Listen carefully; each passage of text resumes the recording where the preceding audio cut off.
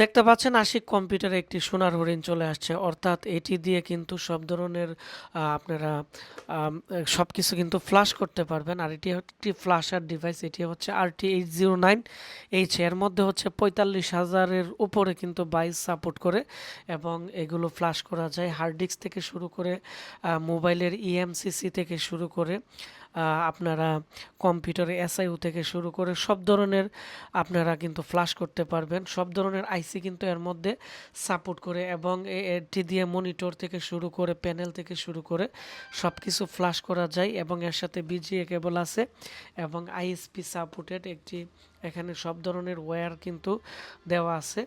তো আমরা এখানে অনেকগুলো অ্যাডাপ্টার নিয়ে আসছি সাথে, এগুলোর সাথে যে অ্যাডাপ্টার সকেটগুলো থাকে এগুলো যাতে করে আমরা বায়োস আমরা এডিটিং করে থাকি বা আমরা কোর্স করিয়ে থাকি স্টুডেন্টদেরকে, যাতে আমরা সব ধরনের কাজ আমরা এখান থেকে দেখাইতে পারি।